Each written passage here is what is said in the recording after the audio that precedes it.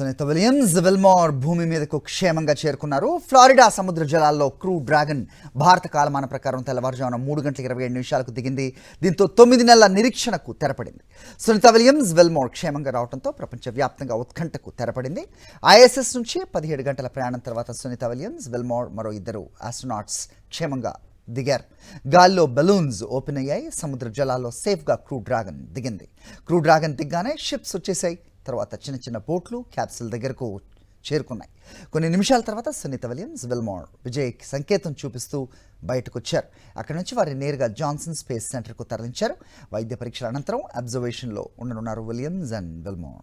The camera, and again, pilot of the crew flight test for Starliner, returning home as and from what I've heard, right, they అంశంపై updates మా correspondent Venkatesh అడిగి తెలుసుకుందాం. వెంకటేష్, మొత్తానికి Sunitha Williams Wilmore మరో ఇద్దరు astronauts క్షేమంగా భూమికి రావడంపై ప్రపంచవ్యాప్తంగా హర్షాతిరేకాలు వ్యక్తం అవుతున్నాయి. ముఖ్యంగా గుజరాత్లో సునీత విలియమ్స్ స్వగ్రామంలో సంబరాలు అమ్రానంటే అని కూడా వార్త మనం చూసాం. అలాగే ప్రధాని స్పేస్ సెంటర్ వైద్య పరీక్ష అనంతరం భారత్కు రావాలంటూ కూడా పిలుపునిచ్చిన వార్తలు కూడా చూస్తున్నాం. ఏంటి ఓవరాల్గా ఏంటి మీ దగ్గర ఇన్పుట్స్?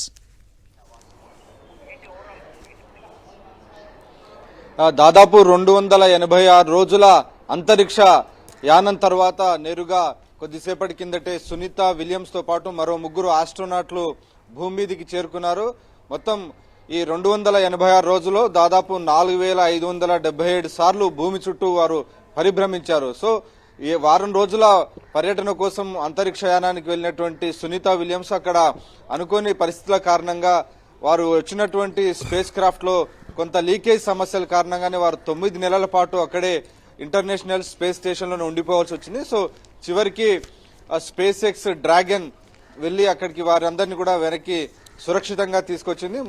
మొత్తానికి ఫ్లోరిడాలోని సముద్ర జలాల్లో వారందరూ సురక్షితంగా ల్యాండ్ అయ్యారు. సో ల్యాండ్ అయ్యేటువంటి భూకక్షలోకి సమీపించే సమయంలో దాదాపు 566 కిలోమీటర్ల స్పీడ్ తో క్యాప్సూల్ ప్రయాణించింది. ఆ సమయంలో 2 పారాచూట్స్ ఓపెన్ అయ్యాయి. ఆ తర్వాత దాని స్పీడ్ ను కంట్రోల్ చేస్తూ 196 కిలోమీటర్స్ కు తీసుకొచ్చిన తర్వాత నేరుగా అది ఫ్లోరిడా సముద్ర జలాల్లో సురక్షితంగా ల్యాండ్ అయింది. ఆ వెంటనే అక్కడ ఉన్నటువంటి రెడీగా ఉన్నటువంటి రెస్క్యూ టీమ్స్ వారందరూ వెళ్లి వాటిని పూర్తిగా చెకింగ్ పూర్తి చేసిన తర్వాత బిగ్ వెజిల్ వెళ్లి ఆ మొత్తం క్యాప్సూల్ ను తీసుకుని క్యాప్సూల్ లో ఉన్నటువంటి హ్యాచ్ ఓపెన్ చేసి హ్యాచ్ లోపల ఉన్నటువంటి 4 ఆస్ట్రోనాట్లను పరీక్షించి వారందరినీ కూడా చాలా సేఫ్ గా బయటికి తీసుకొచ్చారు. సో మొదట అందులో నుంచి నిక్ హేగ్ ఎవరైతే ఈ స్పేస్ క్యాప్సూల్ కమాండర్ గా ఉన్నారో అతన్ని బయటకు తీసుకొచ్చారు. నిక్ హేగ్ తర్వాత అలెగ్జాండర్ గోర్బచోవ్ రష్యాకు సంబంధించిన ఆస్ట్రోనాట్ ను తీసుకొచ్చారు. సో థర్డ్ లో సునీత విలియమ్స్ భారత సంతతికి చెందిన సునీత విలియమ్స్ ఆమెను బయటకు తీసుకొచ్చారు. సో చిట్ట చివరిగా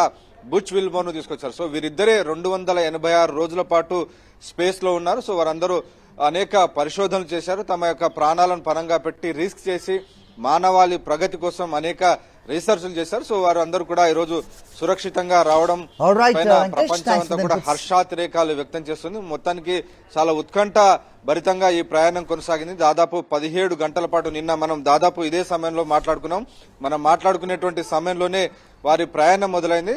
సో ఈ రోజు తెల్లవారుజామున 3:30 సమయంలో సురక్షితంగా అమెరికాలోని ఫ్లోరిడా సముద్ర తీరంలో చాలా సురక్షితంగా దిగింది. సో వారందరినీ కూడా ఇప్పుడు